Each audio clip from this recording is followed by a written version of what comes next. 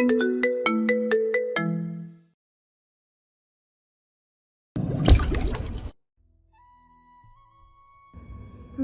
পথ ভুলে এসেছো।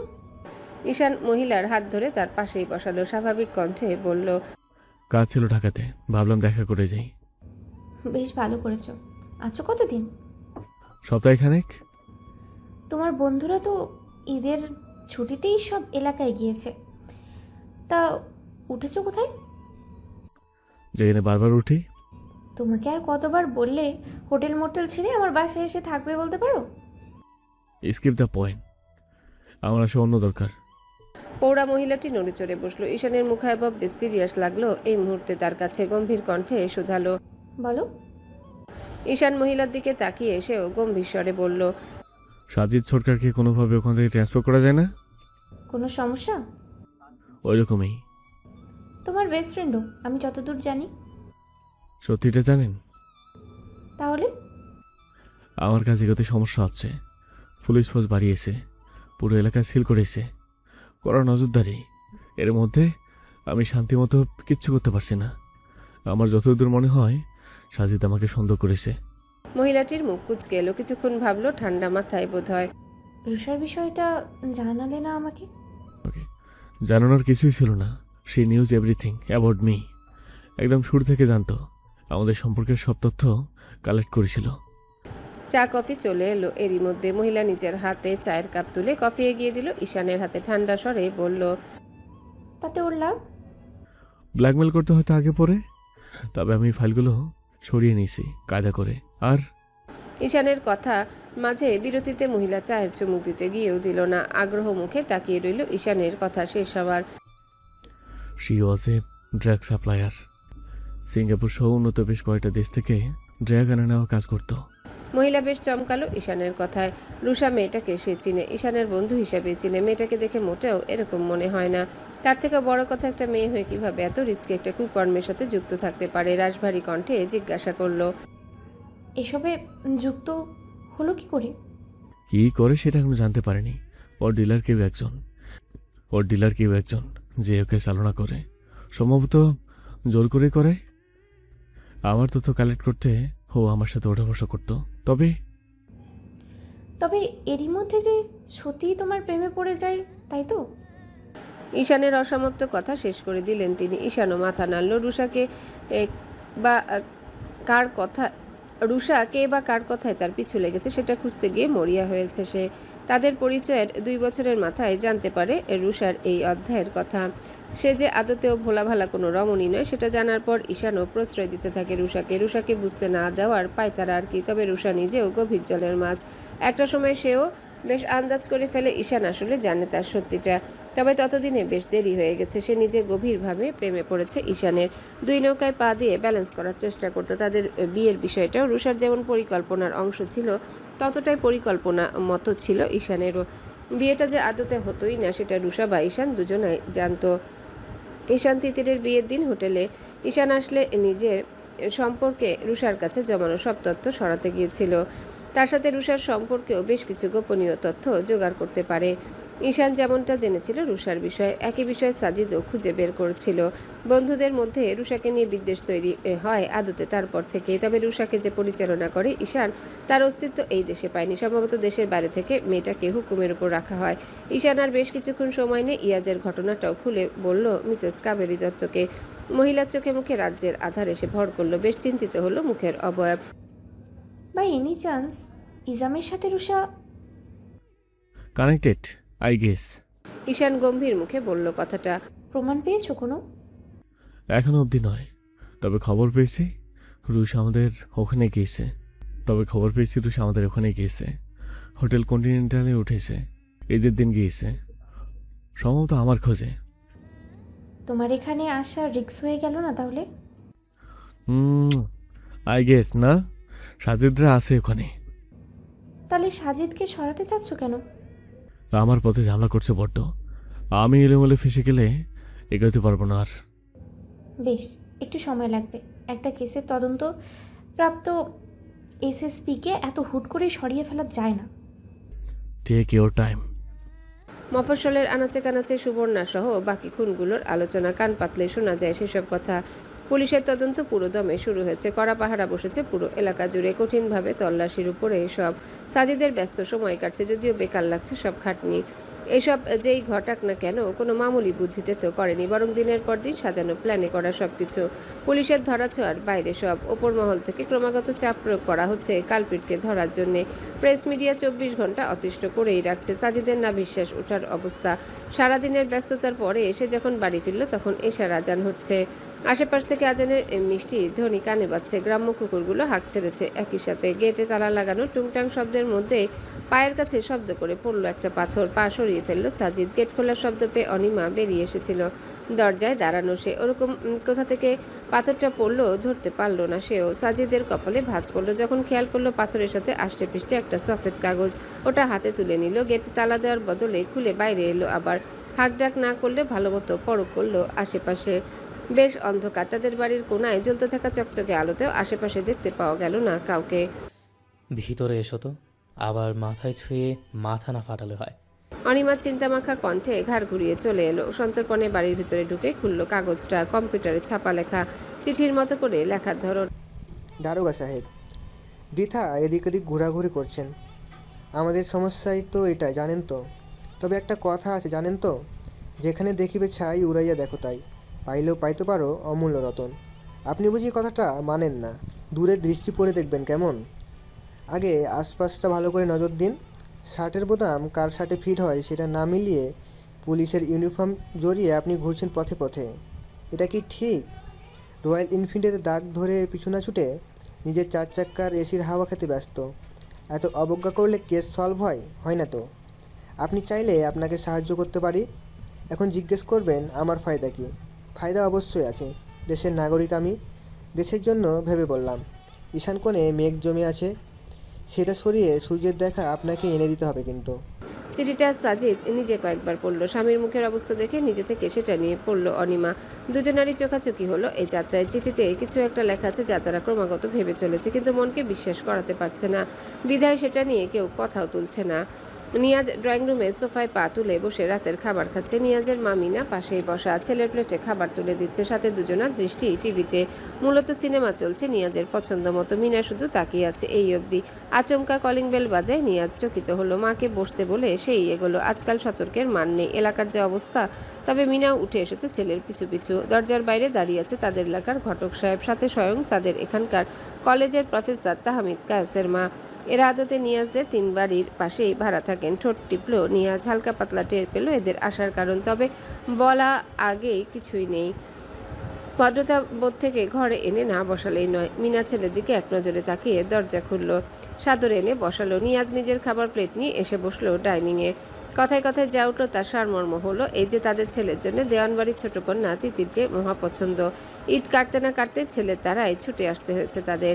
মেয়েটাকে যে কোনো মূল্যে ছেলের বউ বানানোই আপাতত তাদের মূল উদ্দেশ্য। নিয়াজ নিজের প্লেটের দিকে তাকিয়ে হতাশায় মাথা নাড়ল। ওদিকে মিনা ক্রমাগত বুঝিয়ে যাচ্ছেন দেওয়ানবাড়িতে তিতিরের সম্বোধন নিয়ে গেলে দেওয়ানরা কি পরিমাণ ক্ষেপে যেতে পারে।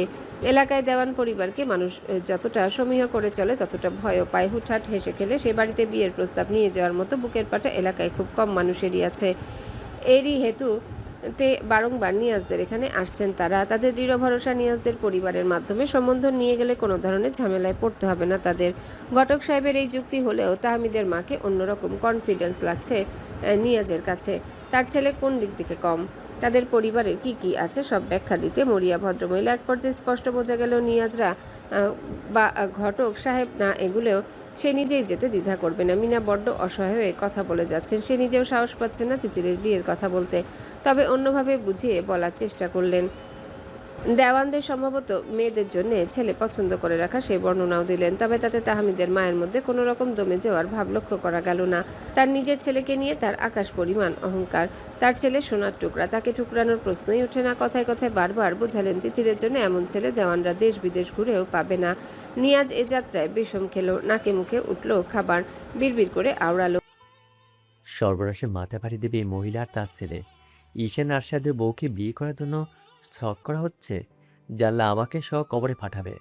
আজ তো জামাল এসে হাজির। তোমার বারবি কই?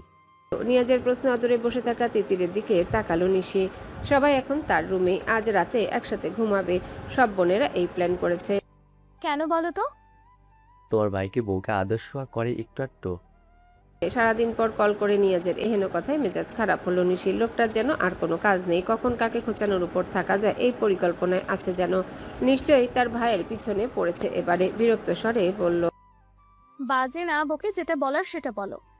নিয়াজ শব্দ করে হাসলো। মায়ের কোলে মাথা রেখে শোয়া তাহমিদের মা চলে যাওয়ার পর থেকে মায়ের সাথে তিতির আর ঈশানকে নিয়ে আলাপ আলোচনা চলছিল।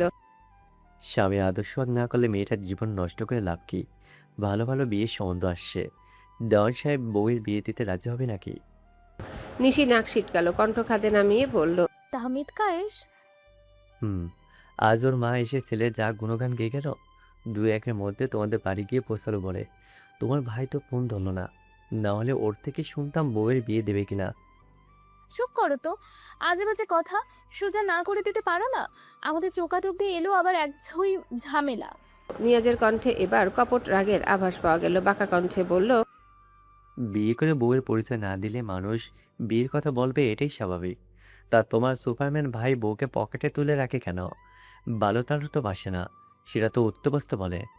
নিশি তাকালো বোনের দিকে। তিতির নুরি সামনে ল্যাপটপ নিয়ে বসেছে, মুভি খুঁজছে সারা রাত জেগে দেখার মতো।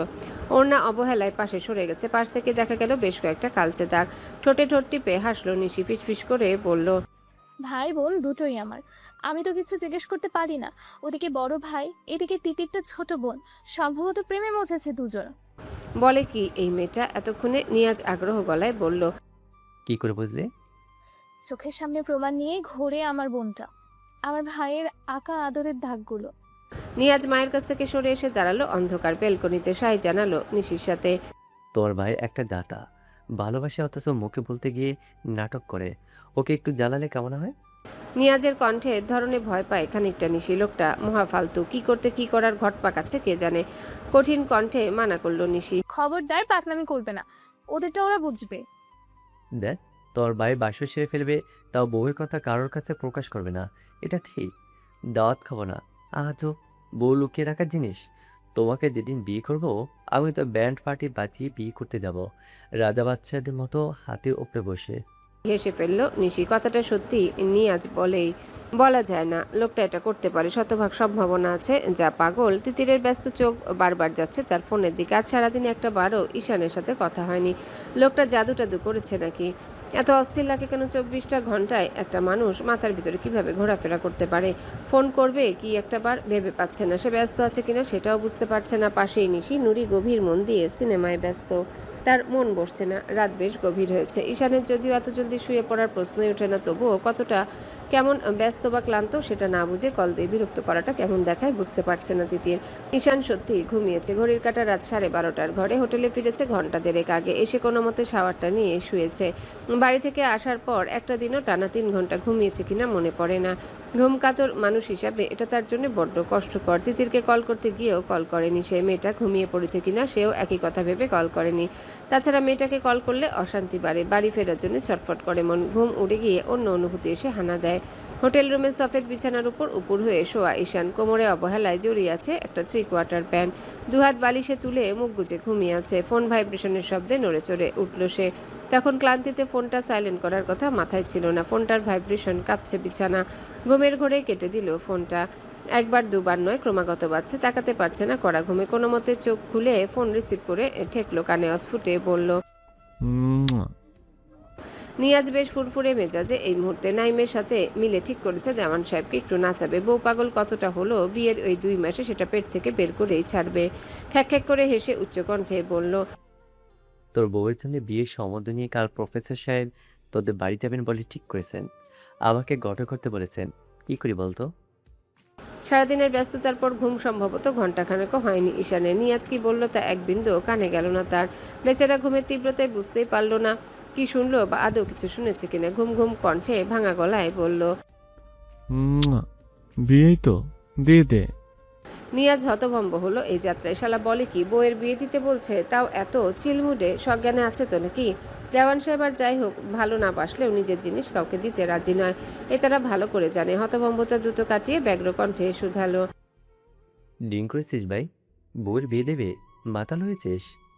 ঈশানের ঘুম এরই মধ্যে আরেকটু গাঢ় হয়েছে। নিয়াজের ফোন কল আর এই কথাগুলো সম্ভবত স্বপ্নে ভেবে ভুলেও যাবে বেচারা। নিয়াজের কথার সম্মতি হিসাবে গোঙালো খানিকটা। বিয়েই তো, দিয়ে দে। আমি এসে না হয় আবার দিয়ে দেব।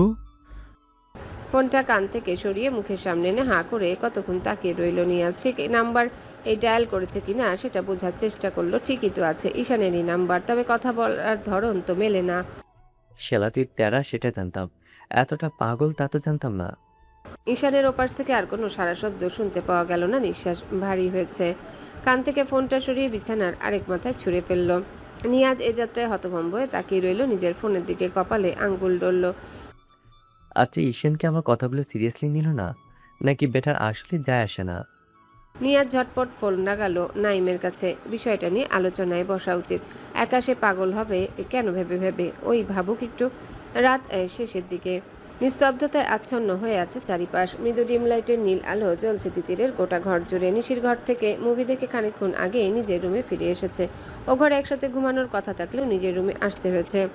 অনেক কষ্টে ঘুম ধরেছে সবেই। পিরিয়ডের পেনে ছটফট করছিল এক প্রকার। ঘরে ওষুধ নেই। নিশি নুরি ঘুমিয়ে পড়েছে। তাছাড়া এটা কাউকে ডাকাডাকি করার সময় নয় একদমই। অগত্যা সকাল অবধি সহ্য না করা ছাড়া আর উপায় নেই। রুমের এসি বন্ধ। মাঝারি গতিতে সিলিং ফ্যানটা ঘুরছে। আবহাওয়া বেশ ঠান্ডা এখন। জানালা খুলে রাখা, কেমন একটা দম বন্ধ লাগছিল। ওপাশের বারান্দার কাজটাও খানিকটা খোলা বেশ। সেখান দিয়ে হুড়মুড়িয়ে ঢুকছে বাতাস। সদ্য ঘুমানো মেয়েটা ঘুমের মধ্যে পিটপিট করে উঠল। তিতিরের চোখ জোড়া নড়ে চড়ে উঠল। গোটা শরীরই স্বপ্ন দেখছে মেয়েটা। একটা তারই বয়সী মেয়ে, হাতে লাল গোলাপ নিয়ে রাস্তার ওপাশে দাঁড়ানো আরেকটা সাদা গাড়ি ধেয়ে আসছে তারই দিকে। তিতির ছটফট করে উঠল, ছুটে পালাতে চাইল, কিন্তু আশ্চর্যজনকভাবে তার পা নড়ছে না।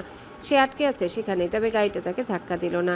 একদম মুখোমুখি এসে গাড়ির গতি মোড় নিল দক্ষিণ দিকে। তিতির চিৎকার করতে গিয়েও পারল না। গলাও যেন কেউ চেপে রেখেছে। ভয়ার্ত মুখে কিছু বুঝে ওঠার আগেই গাড়িটা তীব্র বেগে গিয়ে ধাক্কা দিল রাস্তার ওপাশে ফুটপাতে দাঁড়িয়ে থাকা ওই মেয়েটাকে। চোখের পলকে দেখা গেল রক্তে ভেসে একাকার হয়ে যাওয়া রাস্তা। গাড়িটা সরতেই চোখের সামনে স্পষ্ট হলো একটা বিকৃত লাশ, এবং লাশটা তার দিকে এগিয়ে আসছে। অসংখ্য গাড়ি বারবার মেয়েটাকে চাপা দিচ্ছে। রক্ত চুয়ে পড়ছে গোটা দেহ থেকে। থেতলে যাওয়ার মুখের আদল বুঝতেই পারা যাচ্ছে না, অথচ মেয়েটার একমাত্র অক্ষত কবজি সেটাই ধরে রাখা কয়েকটা লাল গোলাপ। সেই গোলাপ তিতিরকে দিতে ছুটে আসছে মেয়েটা। তিতির ঘুমের মধ্যে ছটফট করছে অনবরত, চিৎকার করতে চাইছে, সরে যেতে চাইছে ওখান থেকে, কিন্তু কোনোটাই হচ্ছে না। বন্ধ চোখের কার্নিশ গড়িয়ে পড়ছে নোনা জল। বালিশ ভিজে উঠল জলদি। মেয়েটা তিতিরের মুখোমুখি এসে তাকে ছুঁয়ে দেবে ঠিক তখনই চোখ মেলল তিতির। হুড়মুড়িয়ে নেমে পড়ল বিছানা থেকে। হু হু করে কেঁদে ফেলল। দুহাত সামনে দিয়ে যেন বাধা দিতে চাইল কাউকে। কাছে আসবেন না, একদম কাছে আসবেন না, আমি কিছু করিনি। খানিকক্ষণ চাপা কণ্ঠে শব্দগুলো আওড়ালো তিতির। মেঝেতে বসা, পিঠ ঠেকেছে ড্রেসিং টেবিলের সাথে। বিষয়টা যে স্বপ্ন হুট করে খেয়াল হলো তার। থমকালো। দু হাতে চোখ ডলে পুরো রুমে তাকালো। তাদের বেডরুমেটা। তাহলে এতক্ষণ কি হচ্ছিল তার সাথে? সেই দুঃস্বপ্ন। ঈশান যেদিন চলে গেল সেদিন থেকে এরকম হচ্ছে। যতবার ঘুমাতে যাচ্ছে ততবার ঠিক একই স্বপ্ন। তিতিরের কান্নার গতি বেড়ে গেল। আচমকা কি হচ্ছে তার সাথে? সেই দিনের সেই ফোন কলটা না চাইতেও মাথার মধ্যে গেঁথে আছে। ওই বিভীষিকাময় স্মৃতির কথা ভুলতে কত কাঠখড়না পোড়াতে হয়েছিল তাকে। বলা যায় সফল হয়েছিল। আজ নতুন করে সে অসহ্যকর স্মৃতি এসে জানা দিচ্ছে মাথায়। তিতির বেশ সময় নিয়ে নিজেকে শান্ত করলো। ঘড়িতে সময় দেখলো 4টা বাজে। ফজরের আজান দেবে কিছুক্ষণ পরে। বাহিরে অদূরে কুকুরের ঘেউ ঘেউ শুনতে পাওয়া যাচ্ছে। ঈশান ঘর ছেড়ে তিতির তার নিজের রুমে আসলো। টিয়া পাখি জোড়া ঝিমোচ্ছে। সন্ধ্যা রাতে খাবার দিয়েছিল কি মনে পড়ছে না। পাখির দুটোর খাঁচায় দানা পানি দিয়ে আবারও ফিরল তাদের রুমে। চোখে ঘুম নেই, ভয় ভয় করছে, গা ছমছম করছে অজানা এক কারণে। রাহাতের বিষয়টা আজকাল বড্ড ভাবাচ্ছে। চারিদিকে শুধু অসহ্যকর অনুভূতিগুলো। ঈশান থাকলে সেই সব কিভাবে যেন ভুলে থাকে। সামনের সপ্তাহে ভার্সিটি খুলবে। ঈশান কড়াভাবে নিষেধ করে গেছে সে না ফেরা অবধি গেটের বাইরেও পাওয়া দেওয়া যাবে না। তার মানে তার ভার্সিটি যাওয়ার যে পেছাচ্ছে তা বুঝতে বাকি নেই। বিছানায় গায়ে চোখ বুঝতে আচমকা মনে হলো একজোড়া চোখ তার দিকে তাকিয়ে আছে। তাকালো তিতির। বারান্দার গ্লাস খুলে রাখা। তখন আটকে ছিল কি নাকি খোলাই ছিল মনে পড়ল না তার। তবে সেদিকে কাউকে চোখে পড়ল না। অবাস্তব চিন্তা ভাবনার জন্য নিজের উপরই রাগ হলো তিতিরের। দোতলাতে মইবে কেউ নিশ্চয় এখন তার দিকে তাকিয়ে থাকতে আসবে না। ভোর হবে খানিক পরে। মনের ভয় এখন বাস্তবে সে রূপ দেওয়া শুরু করেছে। তিতির উঠে গিয়ে দ্রুত বারান্দার কাজ লাগিয়ে দিল। জানালা চেক করলো আরেকবার। গুনগুন করে গান গাইছে কেউ। নুরির ঘুম এমনিতে খুব গাঢ় হলেও আজকাল ঘুম হতেই চায় না, আর হলেও একটু শব্দে ঘুম ভাঙে। নিয়মিত ঘুমের ওষুধ খেতে হয় আজকাল, তারপরও ঘুম হতে চায় না। আজকেও তার ব্যতিক্রম নয়। নিশির ঘরে শুয়েছে সে। সিনেমা দেখে তিতির নিজের ঘরে চলে গেলেও সে যায়নি। এই গুনগুন শব্দ কোত্থেকে আসছে ঘুমের মধ্যে ঠাউর করতে উঠতে পারল না নুরি। তবে আরেকটু শব্দটা জোরালো হতে উঠে বসলো। পাশে অঘরে ঘুমাচ্ছে নিশি। শব্দের উৎস তো বারান্দায় মনে হচ্ছে, মনের ভুল ছাড়া আর কিচ্ছু না হয়তো। তবে নুরি সে ধারণা ভুল প্রমাণ করে থেমে থেমে শব্দটা হচ্ছে। বদ্ধ ঘরে থেকেও বাইরের কোথাও একটা কুকুরগুলোর তীক্ষ্ণ চিৎকার কানে এসে লাগছে। কুকুরগুলো সচরাচর এমন করে না। মাথার আধা খোলা খোপা শক্ত করে বেঁধে পিটপিট করে তাকিয়ে রইল অন্ধকার ঘরে। সত্যি বলতে শব্দের উৎস খোঁজার মতো সাহস হতে চাচ্ছে না তার। কেমন শরীর ছমছম করা শব্দ। তবে একটা পর্যায়ে হার মানল নিজের কাছে। দারোয়ান আঙ্কেল উঠে থাকতে পারে। নুরি বারান্দার দরজা খুলতে ভূত দেখার মতো চমকালো। বড় বড় চোখ করে চিৎকার করার আগে তার মুখ চেপে হ্যাচকা টানে বারান্দায় এসে কাজ লাগিয়ে দিল ইয়াজ। বাইরে এখনো ভোরের আলো ফোটার কোনো তোড়জোড় নেই। ঘোর অন্ধকার। তাদের বাড়ির গেটের সামনে দুটো বড় বড় লাইট লাগানো। আশেপাশে বেশ দূর অব্দি স্পষ্ট দেখা যায়। তবে তাদের ভাই বোনদের বারান্দার সাইডগুলো একটু আলো কমই লাগে। কুকুরের তীক্ষ্ণ ডাকের সাথে অনবরত পাশের ঝোপঝাড় থেকে ঝিঝি পোকার ডাক কানে আসছে। নুরি এতটাই ভয় এ জীবনে পেয়েছে কিনা মনে করতে পারলো না। না, পেয়েছে তো। এর আগে একদিন এমনই এক মাঝরাতে ইয়াজের জন্য, যেদিন ইয়াজ নুরির ঘোর এখনো কাটেনি। দাঁড়িয়ে থাকতে কষ্ট হচ্ছে ভয়ের চোটে। ইয়াজ ধীরে সুস্থে হাত সরালো নুরির মুখের উপর থেকে। ভীষণ হালকা কণ্ঠে বলল, অন্যের কলিজাটা টেনেই বের করার দায়িত্ব। নুরি সঙ্গে সঙ্গে জবাব দিল না, ঠিক সঠিক নয়, দিতে পারল না। এরকমভাবে মাঝরাতে ক্রিমিনালের মতো বাড়ির বারান্দায় উঠে গুনগুন করে গানের সুর তুলছে আর বলে ভয় পাওয়ার কি আছে। নুরি অবিশ্বাসের কণ্ঠে বলল, তো তুমি এখানে কি করছো? সাহস হলো কি করে এভাবে আসার? ইয়াজের মুখে কেমন একটা অসহায়ত্ব ফুটে উঠল। বোকামের সামনের মানুষটা সেই কপটতা ধরতে কখনো পারেনি, আজও পারল না। আই এম সরি নুরি, খুব ভুল করে ফেলেছি আমি। সেদিন যা যা হয়েছে সব কিছুর জন্য মাফ চাচ্ছি। আমাকে ক্ষমা করো, আমি তোমাকে ছাড়া বাঁচতে পারবো না। যা করেছি ভুল, সব ভুল। বিয়ে করে নিলে সব ঠিক হয়ে যাবে বলো নুরি। নুরি জোরে জোরে শ্বাস ফেলছে। ভয়ে তার হাত পা শুকিয়ে আসার দশা এক প্রকারে। পিছনের বারান্দার বদ্ধ দরজার দিকে এক নজর দিয়ে পাশে এগিয়ে তাকালো নিচের দিকে। দারোয়ানের গেট লাগোয়া ঘরের আলো এখনো জ্বলেনি। ঘুম থেকে ওঠেনি তার মানে। তাদের গেটে বিশাল তালাটা ভিতর থেকে এখনো ঝুলছে। ইয়াজের কোনো কথাই কানে গেল না। তার ব্যগ্র কণ্ঠে বলল, তুমি ভিতরে আসলে কি করে?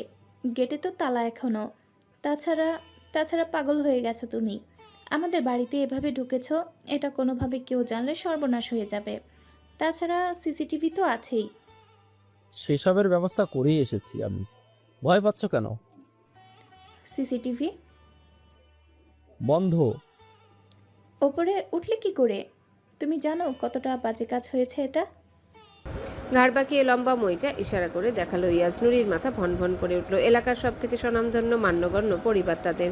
সেই বাড়ির মেয়ে হয়ে একদিন মাঝরাতে বৃষ্টি মাথায় রাস্তায় একটা ছেলের সাথে, তো আরেকদিন সেই ছেলে মই বেয়ে মাঝরাতে ঘরে চলে আসছে। ছি, কি লজ্জার কথা। নুরি পিছিয়ে দাঁড়ালো কিছুটা। এতদিন চিন্তা হলেও আজ কোনো এক অজানা কারণে সামনের মানুষটার দৃষ্টি কাজকর্ম তার পছন্দ হলো না।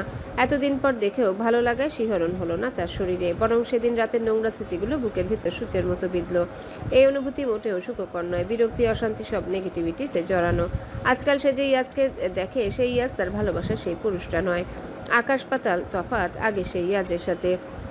নুরির তপ্ত মুখের দিকে তাকিয়ে ইয়াজ হা হুতাশ করা কণ্ঠে বলল, আমার দ্বারা যা হয়েছে মাফ করো আমাকে। আমি মরে যাব তোমাকে ছাড়া। তুমি আমাকে ইগনোর কি করে করছো? এমন ভুল আর হবে না, কখনো হবে না। এতদিন নুরির মনে হলো সে বুঝি চাতক পাখির মতো অপেক্ষা করছে ইয়ার্জের জন্য। মনে হবে কেন, শুধু আসলেই করতে অপেক্ষা। কিন্তু আজ সেসব অনুভূতিরা সব কোথায় পালালো। সে যে স্মৃতি মস্তিষ্ক মানতে পারে না, অথচ মন বারবার বোকামি করে ক্ষমা করতে চায়, সেই স্মৃতির ভার বহন করা খুব কঠিন। মন আর মস্তিষ্কের লড়াই খুবই ভয়াবহ। আজ বোধহয় মস্তিষ্ক জিততে যাচ্ছে। বোকা বোকা মেয়েটার মন হুট করে মস্তিষ্ককে সায় জানাচ্ছে। অবচেতন মন কি একটা ইশারা করছে বারংবার। নারীদের সেই সিক্স সেন্স কিছু একটা বলতে যাচ্ছে তাকে। এসব নিয়ে আলোচনার সময় বা স্থান কোনোটাই এটা নয় ইয়াজ। তুমি চলে যাও এখন। আজান দেবে খানিক পর। বাড়ির সকলে উঠে পড়বে। কতটা নোংরা একটা বিষয় এটা জানো? নোংরা কাজ করতে পারো আর সেটা জানাজানি হলেই দোষ? ইয়াজের শীতল কণ্ঠে চকিত হলো নুরি। মুখের ভয়ার্থ ছাপ সরে গিয়ে ভিড় জমালো একরাশ প্রশ্নাত্মক দৃষ্টি। হুট করে এটা কি বলল ইয়াজ? বুঝতে পারল না, যেন সে নোংরা কাজ বা এ জাতীয় কিছু বলল কি। কি? ইয়াজ এবারে আর কপটতার অভিনয়ে নিজেকে মুড়িয়ে রাখলো না। মুখ জুড়ে খেলে গেল এক অন্যরকম হাসি, যে মুখের আদলে বুক কাঁপল নুরির। ইয়াজ ফিচেল কণ্ঠে বলল, হোটেল রুমে ঘনিষ্ঠ হতে পারো যার সাথে, তাকে মাঝরাতে ঘরে ডাকলে অসুবিধা কি? নুরি হতবুদ্ধ হয়, কি যাতা বলছে।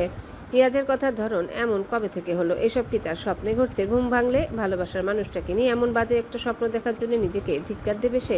তবে তার ভাবনার কোনোটাই হলো না। ইয়াজ ততক্ষণে নিজের ফোন থেকে কয়েকটা ছবি বের করে ধরল নুরির সামনে। হাঁটু থরথর করে কেঁপে উঠল নুরির, মাথায় বজ্রপাত হলো যেন।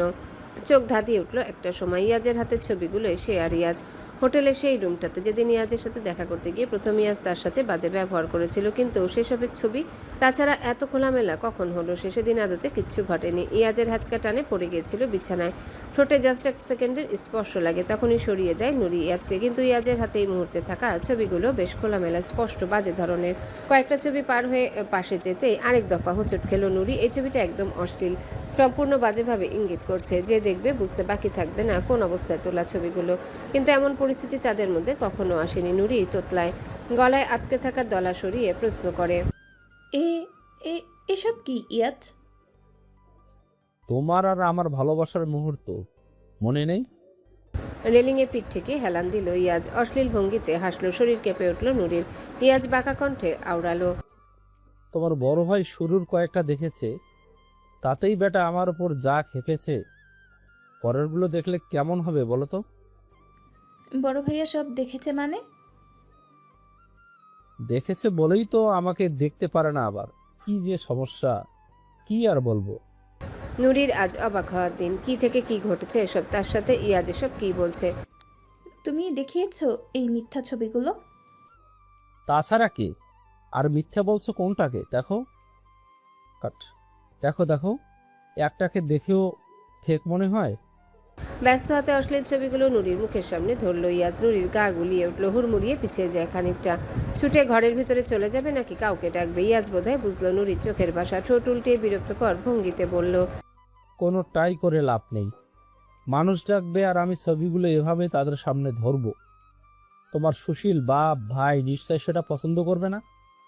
নুরির চোখের পানি বাদ মানছে না, অসহায় লাগছে বড্ড। কি চাও তুমি? এসব অসভ্যতামি করার কারণ কি? এসব কি ইয়াজ? আমাদের ভালোবাসা গোটাটা মিথ্যে করার পায়তারা জুড়েছো তুমি? এসব কি? হ্যাঁ, শব্দ করে হাসতে গিয়েও নাটকীয় ভঙ্গিতে মুখ চেপে ধরল ইয়াজ। এমন মুখের ভঙ্গি যেন নুরি খুব হাসির কথা শুনিয়েছে তাকে। ভালোবাসা? কে কাকে ভালোবাসে? নুরি বুঝে উঠতে পারছে না সামনে সে কোন ইয়াজকে দেখছে। কোনো হিসাবেই তো মিলছে না তার। নুরির কান্নার তীব্রতা বাড়তে দেখে বড্ড বিরক্ত হলো ইয়াজ। কান্না থামাও জান, যা বলছি সেটা একটু মন দিতে হয় যে। পরিবার, বাপ ভাই, বাকি বোনদের মান সম্মান বাঁচাতে চাও তো নাকি? না চাইলে আলাদা কথা, তবে চাইলে যেটা বলবো সেটা করতে হবে।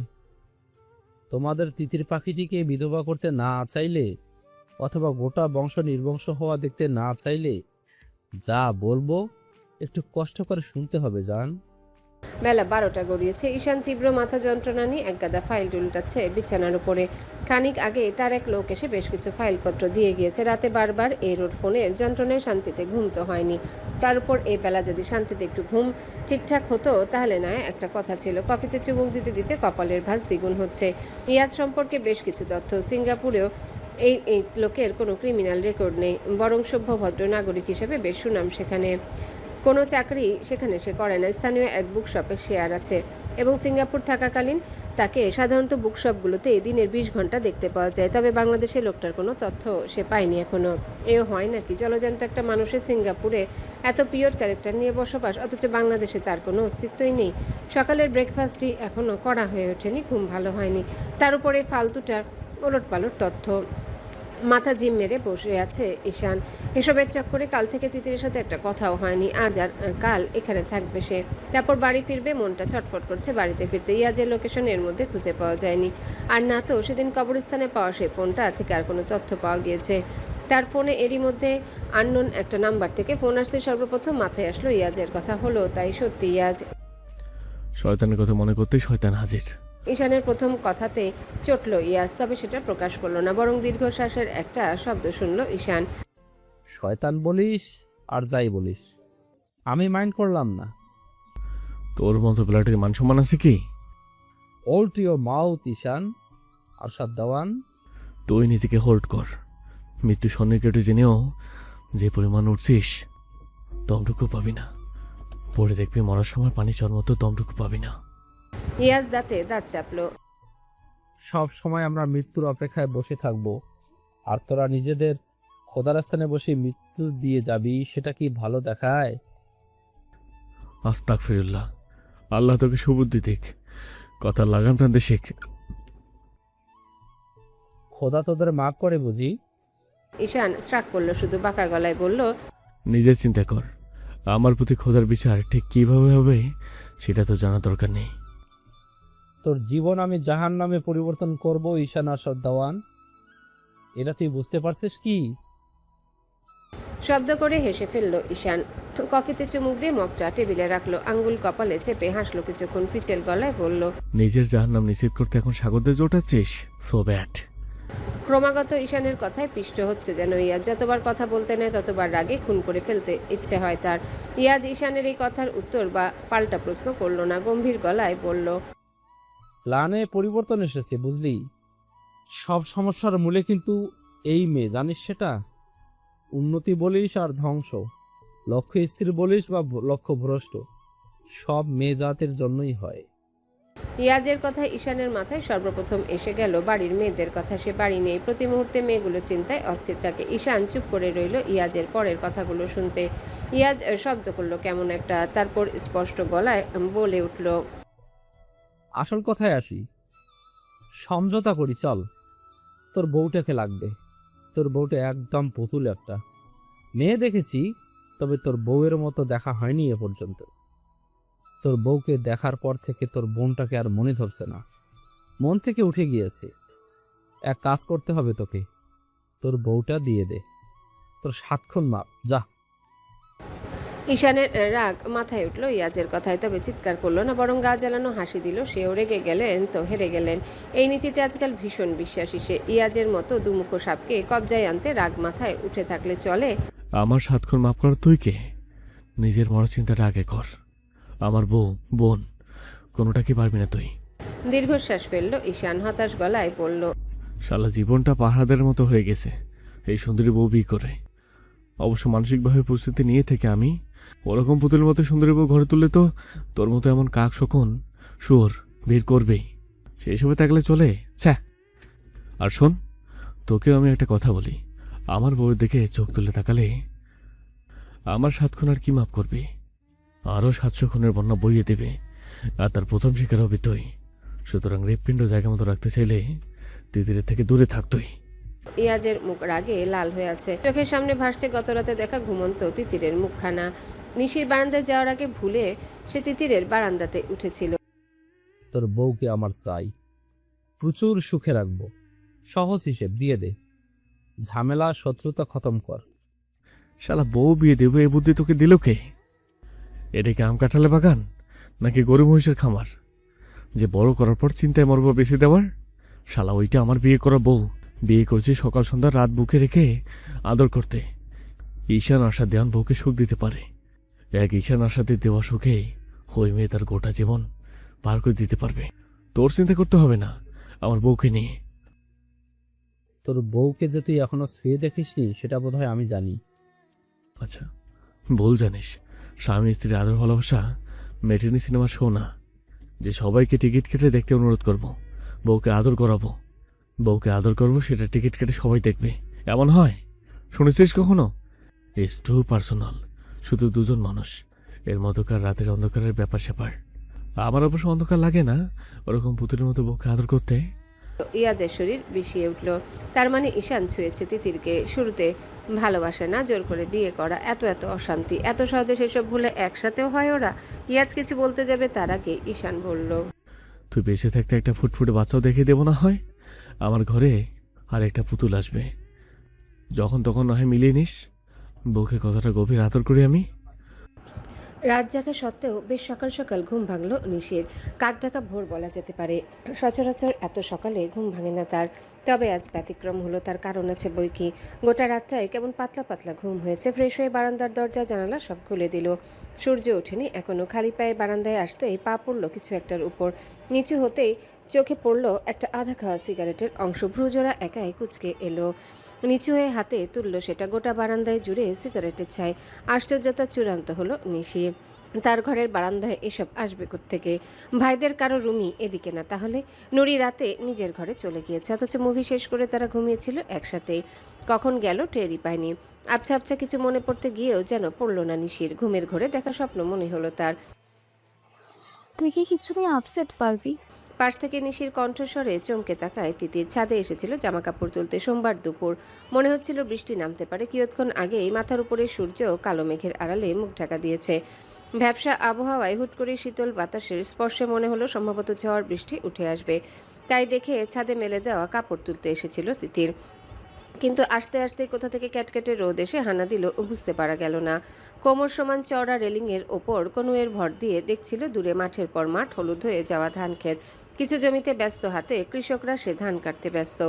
নিশি এসে কখন পাশে দাঁড়িয়েছে তিতির খেয়ালই করেনি। নিশির কথায় ঘুরে পিঠে হেলান দিয়ে দাঁড়ালো তিতির। ডানে বায়ে মাথা নাড়ল।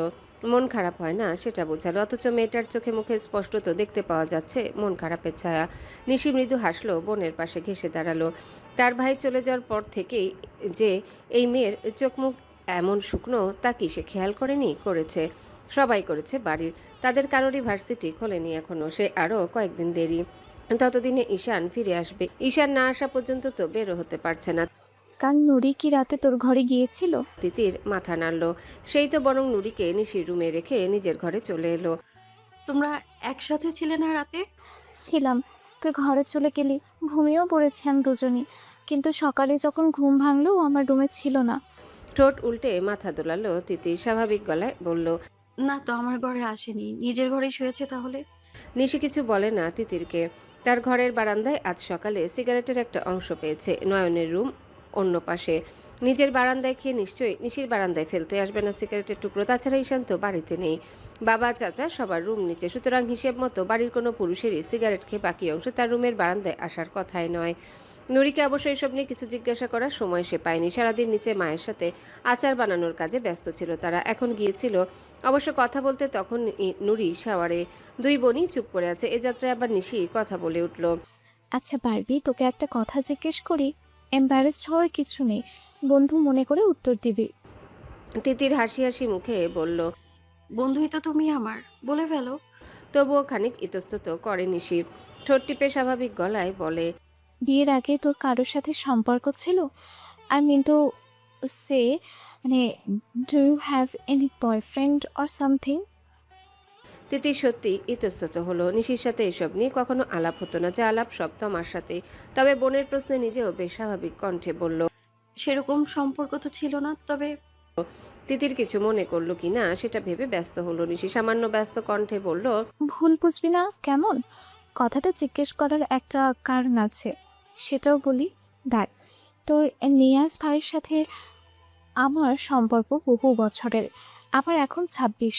যখন ওকে প্রথম ভালো লাগে তখন আমি ক্লাস 8-এ পড়ি। প্রেম হতে আরও 2 বছর, 1 বছর।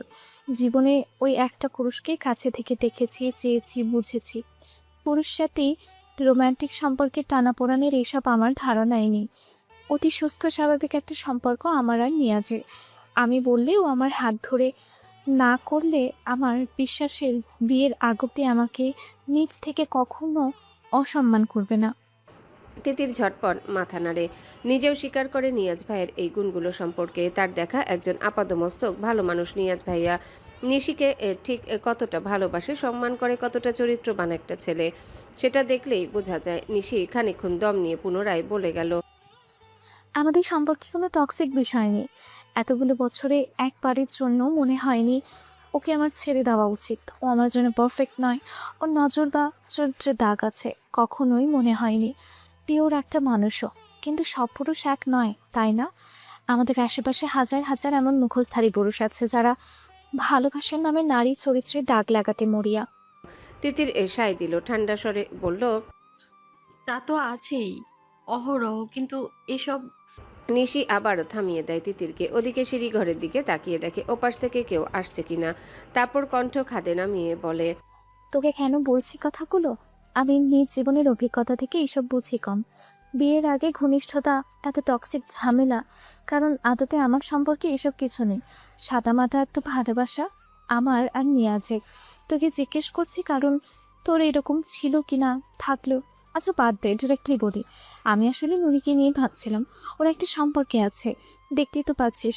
স্বাভাবিকভাবে চললে সুইসাইডের মতো কাজ করতে যেত না মেয়েটা। আমার দৃঢ় বিশ্বাস নুরি ভালো নেই এখানে।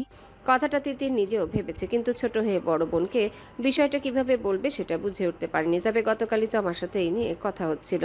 নুরিকে আজকাল স্বাভাবিক লাগে না মোটেও। শুধু আজ কেন, বেশ কয়েকদিন আগে থেকেই স্বাভাবিক লাগে না, মন মরা হয়ে থাকে। সেটা যেমন একটা বিষয়, তেমন কি যেন একটা সবসময় খেলা করে ওর চোখে মুখে, ধরতে পারা যায় না। তিতির চাপা গলায় বলল, ছেলেটার নাম ইয়াজ। সেদিন সেন্সলেস হওয়ার পর এ নামই আওড়া ছিল। হে, আমি জিজ্ঞেস করিনি বেশি জোর দিয়ে, ওর মানসিক অবস্থার কথা ভেবে। তবে কেন যেন মনে হয় ও কিছু বলতে চাচ্ছি, কিন্তু কোনো এক অদৃশ্য কারণে সেটা পারছে না। সে কারণেই তোকে জিজ্ঞেস করছিলাম, একটা সম্পর্কে কি কি ঝামেলা হতে পারে। তিতির চুপ করে রইল খানিকক্ষণ। রাহাতের কথা মাথায় এসে পড়ল। রাহাত এই এলাকাতেই আছে। গতদিন এসে ওভাবে বাগানে দেখা করেও গেছে। ঈশান বাড়ি নেই। আজকাল নিরাপদ লাগে না কোনো কিছুই। তার উপর আননোন নাম্বার থেকে ওই কলটা। কিছু একটা হচ্ছে যেটা ধরা যাচ্ছে না। তিতির বেশ সময় ইতস্তত করে অবশেষে বলেই ফেলল নিশির কাছে সবটা, শুরু থেকে একদম। রাহাতের সাথে পরিচয় চেনা জানা থেকে গতদিনের ঘটনা অবধি। নিশির চোখ জোড়া বড় বড় হলো, আগের ঘটনা শুনে নয়, কালকে রাহাতের আসার কথা শুনে। নিশি বিস্ময়মাখা কণ্ঠে বলল, দোতলা অবধি কি করে এলো? তিতির মাথা নাড়ে শুধরে দেয় নিশিকে। দোতলা হবে কেন? আমরা গার্ডেনে আড্ডা দিচ্ছিলাম না? আর সেটা তো কাল রাতে নয়, গত পরশু। গার্ডেনের গোটা ঘটনা আবারও বলল তিতির, একটা কিচ্ছু বাদ দিল না। মনের ভেতরে চাপা রাখা অশান্তির হয়ে দাঁড়িয়েছে।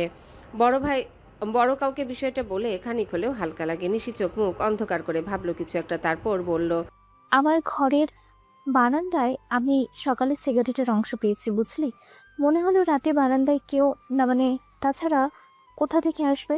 আর একটা বিষয় কি জানিস, ঘুমের ঘোরে রাতে কিছু মনে না হলেও সিগারেট দেখার পর মনে হয়েছে কথা, জোরালো হয়েছে আর কি। রাতে কথা শুনেছি সম্ভবত পুরুষ মানুষের। নুরি যদি ফোনে কথাও বলে, অপপ্রবেশের কথা তো আর আমার শুনতে পাওয়ার কথা না। তখন ঘুমের ঘোরে একদম খেয়াল করিনি কিছু, কিন্তু তিতিরের মুখেও বিস্ময় খেলা করে। নিশির রুমের বারান্দায় সিগারেট কে খাবে? চট করে তাকালো এক নজর বোনের দিকে। রাহাত তো এসেছিল সেই সন্ধ্যা রাতে, তাও আগের দিন, গতকাল তো নয়। তাছাড়া রাহাত এসে সেই গার্ডেন থেকেই চলে গিয়েছে। বারান্দায় ওঠার সাহস বা অতটা নিম্ন কাজ আদৌ করবে? তোমার কি মনে হচ্ছে এখন? নিশি ঠোঁট কামড়ে ধরে দ্বিধা করলো খানিকটা, তারপর বলল, কেউ এসেছিল। তিতির অবাক হলেও এটা ছাড়া আর কি বা হতে পারে? তবে আগে অত দূরই বা কিভাবে ভাববে? গেট তো রাত্রিরে তালা দেওয়াই থাকে। বাড়ির কারোর অনুমতি ছাড়া রাতে তাদের ওয়াচম্যান কখনো গেট খুলবে না। তাহলে কেমন একটা বিদ্যুৎ খেলে গেল তিতিরের মস্তিষ্কে। রাহাত কিভাবে ভেতরে ঢুকেছিল কথাটা মাথায় এসে গেল। তাদের বাড়ির সীমানা প্রাচীর বেশ উঁচু। সেটা কায়দা করে যদি রাহাত পার হতে পারে, তবে রাহাত আসলে নিশির বারান্দায় কি করবে? কি সব ভাবছে সে। তিতির চাপা স্বরে বলল, বাই এনি চান্স, না মানে ছোটপু সিগারেট? নিশি ঠোঁট উল্টালো। নুরি সিগারেট খাবে এমন অবাস্তব ভাবনা তার মাথাতেও এসেছিল। নিশি দুদিকে মাথা নেড়ে বলল, তা কি করে হয়? ওর অ্যাজমা আছে জানিস না? সিগারেটের ধোঁয়ায় শ্বাসকষ্ট হয়, দেখিসনি আগে? তোর মতো অনেকটা। সত্যিই তাই। সিগারেটের ধোঁয়ায় তার নুরির দুজনেরই বেশ সমস্যা হয়। তবে তার নিজের সমস্যাটা ইদানিং বেশ কম। শ্বাসকষ্ট হলেও এলার্জি হয় না। তবে নুরির তো এলার্জির সমস্যা হয়। আরও কিছুক্ষণ আলাপ আলোচনা সম্ভবত চলতো। তার আগে রিশা, রোশনি, রাফির সাথে নুরিও এলো উপরে। ছোটদের তিনজনের হাতে দুটো প্লাস্টিকের ঝুড়ি, যার মধ্যে সব খেলনা। ওরা এই ভর দুপুরে এখন ছাদে খেলবে। অবশ্য ছাদে পশ্চিম পাশে তাদের বাড়ির এক বিশাল একটা কাঁঠাল গাছের ছায়া এসে পড়ে। দুপুরে লাঞ্চ করতে বসেছে ঈশান আর তার ম্যানেজার অমিত। ঢাকা শহরের একটা নামি দামি রেস্তোরাঁর 7ম তলাতে তারা এই মুহূর্তে।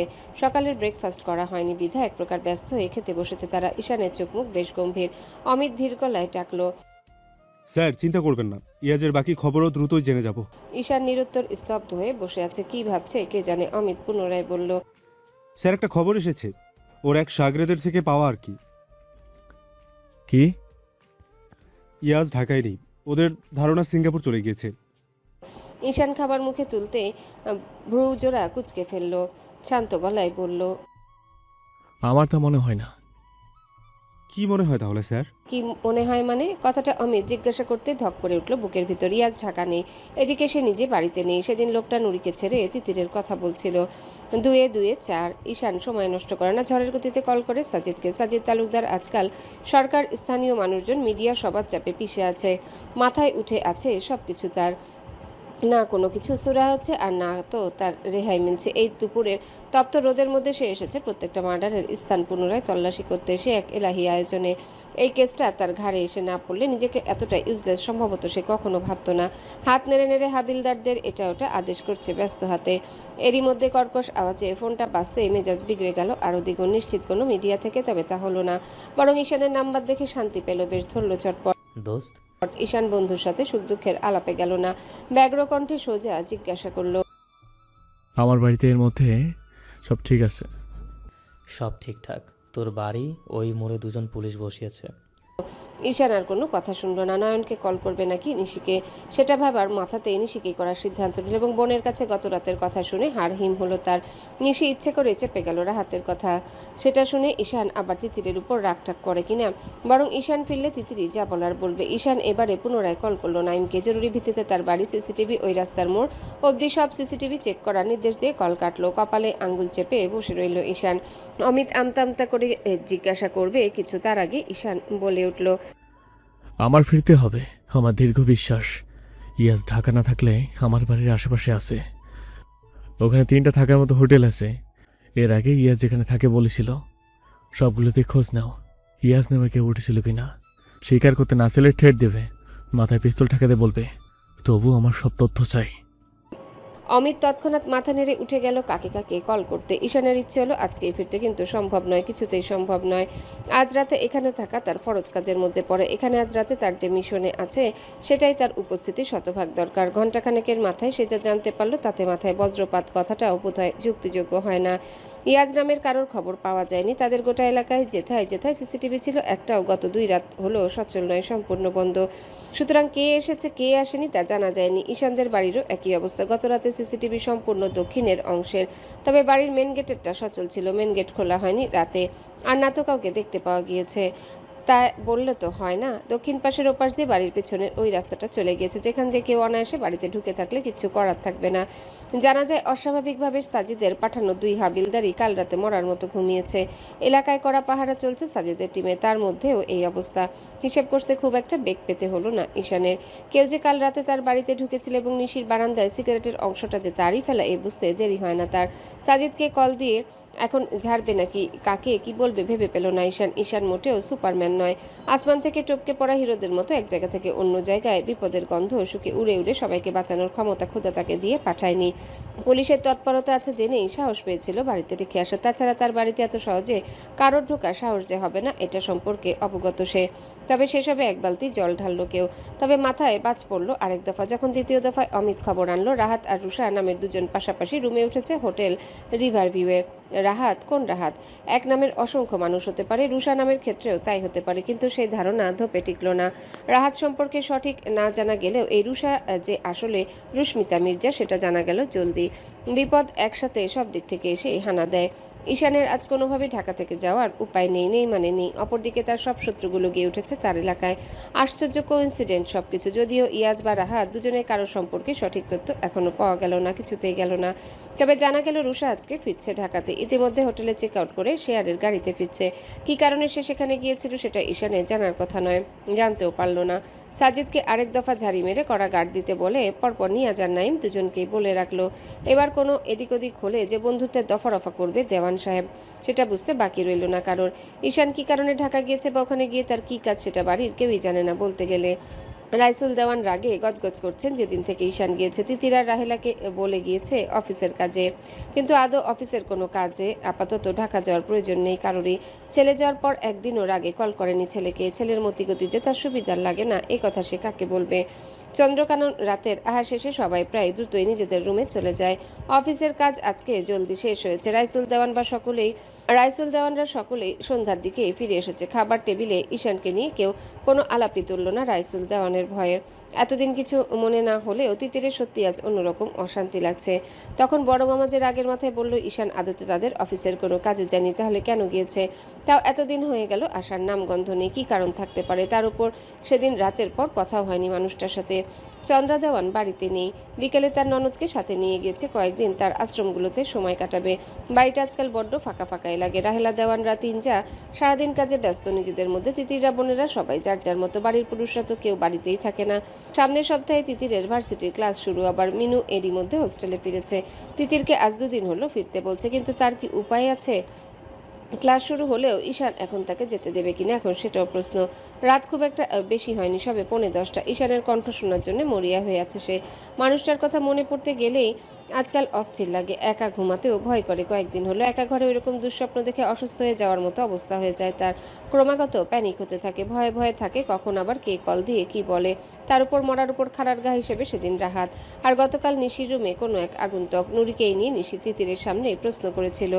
নুরি স্পষ্টভাবে না করে দিয়েছে। নিশি নাকি ঘুমানোর খানিক পরে নিজের ঘরে চলে এসেছে নুরি। রাতের ওষুধ বাদ পড়ে গিয়েছিল, সেটা খেতে এসে আর নিশির ঘরে ফেরা হয়নি। তবে নিশি বা তিতির দুজনাই কেউই সত্যি বলতে বিশ্বাস করেনি নুরির কথার। ঘুরে ফিরে সেই একই কারণে মেয়েটাকে জোর দিয়ে জিজ্ঞাসা করতেও পারছে না। ঋতু বারবার বলে দিয়েছে এরকম সুইসাইড অ্যাটেম্প করতে যাওয়া পেশেন্টের জন্য এটা কঠিনভাবে নিষেধ। গ্লোক 17 এর তীব্র শব্দে কেঁপে উঠল পুরো আশপাশ। নিস্তব্ধ রাত্রে শান্তিতে নিজেদের ঘরে আশ্রয় নেওয়া শান্তিপ্রিয় পাখিগুলো ডানা ঝাপটা দিয়ে উড়ে গেল এদিক ওদিক। অদূরে ঝিমুতে থাকা নেড়ি কুকুরগুলো ঘেউ ঘেউ করে ছুটলো এলোমেলোভাবে। এতক্ষণ ঝিঝি পোকার আওয়াজ ছাড়া আর কিছু কানে না এলেও এখন হরেক ধরনের পশু পাখির তীব্র প্রতিবাদ শুনতে পাওয়া যাচ্ছে। গা হিম করা পরিবেশ একেবারে। অমিত দৃঢ় পায়ে এগিয়ে এসে দাঁড়ালো ঈশানের পাশে। সামনে বালির উপর রক্তিম তরলে মাখামাখি হয়ে আছে একটা মানব শরীর।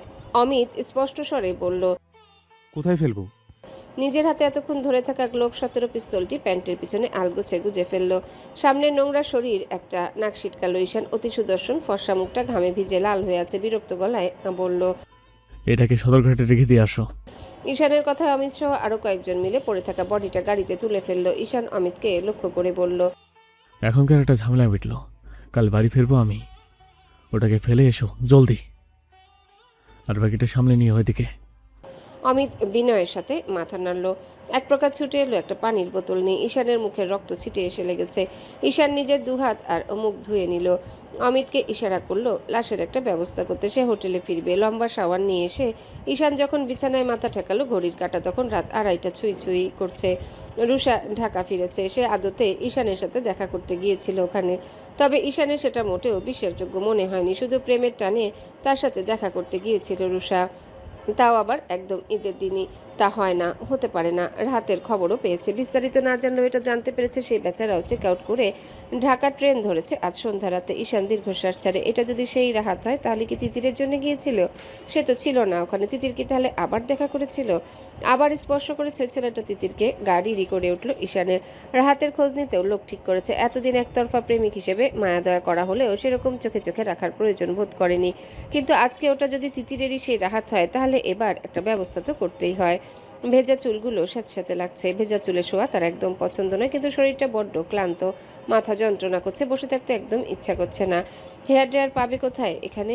আর মাথায় হাত বুলিয়ে দেওয়ার জন্যে বউটা বা কোথায় পাবে? সুটকেস সব গোছানোই। কালই ফিরবে, তবে সকালে ফিরতে পারবে না। এদিকে আরও কিছু কাজ রয়ে গেছে, সেটা শেষ করে রাতের ফ্লাইট ধরবে। এত ঘন্টা ড্রাইভ করার ধৈর্য তার মোটেও হবে না। ফুল দমে এসি ফ্যান দুটোই চলছে। আশ্চর্যজনকভাবে অস্থির লাগছে ঈশানের। তেষ্টা পাচ্ছে ভীষণ। সিগারেটের সাথে সাথে আরেকটা জিনিসের, তিতিরকে কাছে পাওয়ার তেষ্টা। ব্যস্ত হাতে সময় দেখল ঈশান। বেশ রাত। তিতির এত রাতে মোটেও জেগে থাকে না কখনো। রোজই কাজ শেষে ফিরতে ফিরতে এত রাত হয়। মেয়েটার শান্তির ঘুম নষ্ট করতে মোটেও সায় দেয় না মনটা। তবে আজ একদম কিছু বুঝতে ইচ্ছা হলো না। নিজেকে কতবার বোঝালো কাল তো বাড়ি যাচ্ছে, সামনাসামনি ছুঁয়ে দেখে তারপর তৃষ্ণা মেটানো যাবে। কিন্তু বেহা বেপরোয়া মন উথাল পাথাল করছে। উদাম বলিষ্ঠ শরীরে বিছানার এপাশ ওপাশ করলো। শেষমেশ মনের আবদারই জিতলো। ফোন করলো তিতিরকে। তিতির সত্যি গভীর ঘুমে মগ্ন। ঈশানের নাম ডায়ালে এনে ঘুমিয়ে গিয়েছে। কল করবে না কি করবে এটা ভাবতে ভাবতে আর কি। ভাইব্রেট করে রাখা ফোনটা হাতের মধ্যে কেঁপে উঠতে বড্ড অনিচ্ছায় চোখ মেলে চাইল তিতির। তবে ঘুমে বিভোর হওয়া চোখ জোড়া খুলল না। ওভাবে ঘুমের ঘরে ফোনটা রিসিভ করলো। ঘুমন্ত কণ্ঠে বলল, হুম। ঈশান মুখ খুলেছিল রিসিভ হওয়া মাত্রই হ্যালো বলবে বলে, তবে সেটা সম্ভবপর হলো না। মুখ দিয়ে কথা তো বেরই হলো না, বরং উল্টো হলো। অস্থির হয়ে থাকা মোনার শরীরে জ্বর দিয়ে ঘাম ছাড়ার মতো অবস্থা হলো। খেয়াল করলো শরীরের বিদ্রোহ বেড়ে গেল তিতিরের এক উত্তরে। ঘুমন্ত তিতিরের গলার স্বরে মরে যায় ঈশান, শ্বাস নিতে পারে না। এখন এমনিতেই মেয়েটাকে মিস করছিল, তার উপর এই কণ্ঠে আরো অশান্তি শুরু হলো ঈশানের। তিতিরের ঘন ঘন নিঃশ্বাস শুনতে পাওয়া যাচ্ছে। মেয়েটা যে গভীর ঘুমে সেটা বুঝতে সময় লাগলো না ঈশানের। বিছানা থেকে উঠে বসলো, এসির পাওয়ারও আরো কমাতে বাটন চাপলো। একদম ফুল ঠান্ডা গোটা ঘরে, অথচ ঈশানের গরম লাগছে। ঈশান শুকনো ঢোক গিলে ভাঙা ভাঙা ডাকলো তিতিরকে। তিতির, শুনছিস? বলুন। বিরক্ত করলাম কি? এই যাত্রায় ঝট করে চোখ মেলল তিতির। কানে সেটে রাখা ফোনটা আনলো মুখের সামনে। স্ক্রিনে জলজল করছে কাঙ্ক্ষিত নামটা। কলটা কে করেছে চোখ ডলে দেখলো ভালো করে। না, তার চাপ লেগে কল যায়নি, ঈশানই করেছে। নিভু নিভু চোখের ঘুম পালালো এক নিমিষে। লাফিয়ে উঠে বসলো বিছানায়, গলা পরিষ্কার করলো, ফোনটা কানে ধরে আবারও উত্তর নিল। ঈশান ভাই। ওর মুখে ভাই ডাক শুনেও রাগ হলো না এই মুহূর্তে, হাসি পেল কেন জানি। মেয়েটারই বা কি দোষ? স্বামী স্ত্রীর মতো সময় কাটালো কখন ওরা? কাটালে তবে তো স্বামী কি সেটা বুঝবে। কপালের ঘামটুকু হাতের উল্টো পিছে মুছে শটান হয়ে শুয়ে পড়লো বিছানায়। নরম কণ্ঠে বলল। বিরক্ত করলাম? তিতির ব্যস্ত কণ্ঠে উত্তর দিল। না তো। ঘুমের মানুষ টেনে তুললাম, বিরক্ত করা হলো না? তিতিরের দিকে ঠোঁট কামড়ে বসে আছে, হাঁটু ভাঁজ করে মুখ ঠেকিয়েছে সেথায়। খোলা চুলগুলো ছড়িয়ে আছে পিঠের উপর এলোমেলো হয়ে। ফোনটা শক্ত করে কানে চেপে মিটমিটি হেসে বলল। আমি তো ঘুমাইনি। ঘুমাননি আপনি? ওখানে গিয়ে তো ভুলে বসে আছেন ঘর বাড়ি। ঈশান হাসলো নিঃশব্দ ঠোঁট টিপে। তখন স্পষ্ট টের পেল ঘুমে কাদা হয়ে থাকা মেয়েটাকে, অথচ সে নাকি ঘুমায়নি। শীতল কণ্ঠে জিজ্ঞাসা করলো। বাড়ি ঘর ভুলে গেছি পাড়ায়, তা তুই ঘুমাসনি কেন? কেন রাত বিরাতে ফোন দিয়ে বিরক্ত করছিস? তিতির চমকে কান থেকে ফোন সরিয়ে সেটার দিকে দৃষ্টি দিল আরেক দফা। কলটা আদতে ঈশানি করেছে তো? ওই তো ঈশানি করেছে। লোকটা বাজে কথা বলায় ওস্তাদ। তিতির এপাশে মুখ বাঁকালো। অভিনয়টা কবে থেকে রপ্ত করেছেন? কলটা কে করেছে, আমি নাকি আপনি? এপাশের ঈশানের লম্বা শ্বাস টানতে শোনা গেল। তিতির চোখ বুজে রইল। ঈশান সময় নিয়ে হাসকি স্বরে উত্তর করলো। যা তুই তাই আমি, আমরা আলাদা কি? হুট করেই বলা ঈশানের এমন গভীর কথার পরিপ্রেক্ষিতে থমকায় তিতির। ঈশান কি বলল এটা? সে আর ঈশান এক বুঝি? অশান্ত বুকটা আরো অশান্ত হলো। মানুষটাকে এক নজর দেখা তীব্র পিপাসা পেল, তাই তো? একই তো তারা দুজন, কিন্তু ঈশানের মুখে এহেন স্বীকারোক্তি। শিহরণ জাগে সর্বাঙ্গে, পায়ের তলা শিরশির করে ওঠে। কি বলবে টের পায় না। খেয়েছেন? হুম। আমায় জিজ্ঞেস করলেন না? না। কেন? কি লাভ জিজ্ঞাসা করে? জিজ্ঞাসা করে কি আছে? নিশ্চয় খেয়েছিস। কথাটা বলেই ফিচেল হাসলো ঈশান। মেয়েটা রাগ করবে নিশ্চিত। তিতির বিরক্ত হলো। মুখের কথাও তো একটু জিজ্ঞেস করা যায়, তা নয়। তবে রাগলো না সে। কাঁধের উপর এসে পড়া চুলগুলো পিছনে ঠেলে বলল। আজ নানু কি বলেছিল জানেন? কি? তিতির কণ্ঠ আচমকা খাদে নামালো, মিহি গলায় বলল। আপনি এতদিন হলো দূর গিয়ে আছেন, বাড়িঘর সব ছেড়ে, কারো খোঁজ খবরও নেন না সেভাবে। তাই বললো স্বামী নাকি চোখে চোখে রাখার জিনিস। আপনাকে যেন দ্রুত ফিরে আসতে বলি, এনে আঁচলে বেঁধে ফেলি। স্বামী আঁচলে বেঁধে রাখতে হয়, নিজের কথা শোনাতে বাধ্য করতে হয়। ঠোঁট কামড়ে হাসলো ঈশান। আর কিছু শেখায়নি তোর নানু আপু? শেখালো তো অনেক কিছুই। ফলাফল জিরো, কি লাভ হয়? সেহেতু বিয়ে 2 মাসে হোক উপোস ভাঙতে দিলি না স্বামীকে। উপোসের কথাটা হুট করে বোধগম্য হলো না তিতিরের। ফর করে জিজ্ঞাসা করে বসলো। কিসের উপোস? ঈশান দীর্ঘশ্বাস ফেললো, চিবিয়ে চিবিয়ে বলল। স্বামী আরো অনেক কিছু করার জিনিস। স্বামীকে ওরকম নিজের আসলে বাধাবাধি না করে নিজেকে বেঁধে স্বামীর কাছে সঁপে দেওয়া যায়। স্বামীকে এত চোখে চোখে না রেখে তাকে কাছে টেনে বুকের উপর রাখাও যায়। সেসবের তো বললামই না। তিতির এ যাত্রায় লজ্জা পেল, শব্দ করে হেসে ফেলল। ঈশানের আফসোসের ভঙ্গিতে সত্যি আকাশ পাতাল এক করেই হাসিই পেল তার। ঈশানের রাগ গলে জল হয়ে গেল মুহূর্তে। তরঙ্গের মতো সমুদ্র ধ্বনি এসে কানে বাজছে। তিতিরকে দেখা তৃষ্ণায় ছটফট করছে বুকটা। তবে দেখলেই আরেক ধাপ লোভ জাগবে, ছুঁয়ে দিতে ইচ্ছে হবে। ওই ঘুম ঘুম ফুলো মুখখানা দেখলে যেটুকু অস্থিরতা কমেছিল সেটা মাথাচাড়া দিয়ে উঠবে আবার। তিতির হাসি থামিয়ে কথা ঘুরাতে চাইল। ফিরবেন কবে? ঈশান কপালে এসে পড়ে থাকা আধা ভেজা চুলগুলো আঙ্গুলের সাহায্যে ব্যাসব্রাক করে ব্যাক ব্রাশ করে পিছনে দিল। চোখ বুজে রইল। মৃদু শ্বাস প্রশ্বাসের শব্দ আসছে ফোনের ওপাশ থেকে। কবে ফিরবে? কালই তো ফিরবে, উত্তরটা দেবে এমন সময় কিছু একটা মনে হতেই তড়িৎ চোখ মেলল। খসখসে গলায় শুধালো। গতকাল কত তারিখ ছিল? তোর গত পরশু পিরিয়ডের ডেট ছিল না? তিতির লজ্জায় লাল হয়ে গেল। ঈশানের ডেট হিসেব করে রেখেছে মানে? সেটা আবার এমন ঘটা করে জিজ্ঞাসা করছে লোকটা। তিতিরের জবাব না পেয়ে বিরক্ত হলো ঈশান। কি বললাম আমি? তিতির তেতে জবাব দিল। কি বলছেন? ডেট ছিল কি? ছিল তো। Are you in your period right now? Titir ইতস্ততা করলো লজ্জায়, তবে আবার ঈশানের ধমকে জবাব দিল সাথে সাথে। হুম। কপালে আঙ্গুল চেপে ধরল ঈশান। দুঃখ এ জীবনে আর শেষ হবে না তার। খোদা তার কপালে সন্ন্যাসী জীবন লিখে রেখেছিলেন। তার দিদা জোর করে বিয়ে দিয়ে সে প্ল্যানে গরমিল ফেলে দিয়েছে নিশ্চিত। জোর করে বিয়ে দিলে কি হবে? সন্ন্যাস ভাগ্য তার পিছু ছাড়েনি। এ জীবনে ছাড়বে বলেও তো মনে হচ্ছে না। কাল বাড়িতে যাবে, গিয়ে এবার অন্তত বউটাকে কাছে টানার ভাগ্যটা তার হওয়া উচিত। খোদার তো তার উপর এতটুকু দয়া মায়া করা উচিত, তা নয়। তিতির ঈশানকে এতক্ষণ চুপ করে থাকতে দেখে মিনমিনে গলায় প্রশ্ন করলো, কি হলো, চুপ করে আছেন কেন? গরম তেলে পানি পড়লে যেমন ছ্যাদ করে ওঠে, ঈশানের মেজাজ এখন তেমনই মনে হলো। তেতে উঠা কণ্ঠে চিবিয়ে চিবিয়ে বলল, আবার অত্যাচার করার স্বাদ জেগেছে। কাল বাড়ি ফিরতাম, প্ল্যান ক্যান্সেল। 7 দিন বাড়ি যাব না। কেন?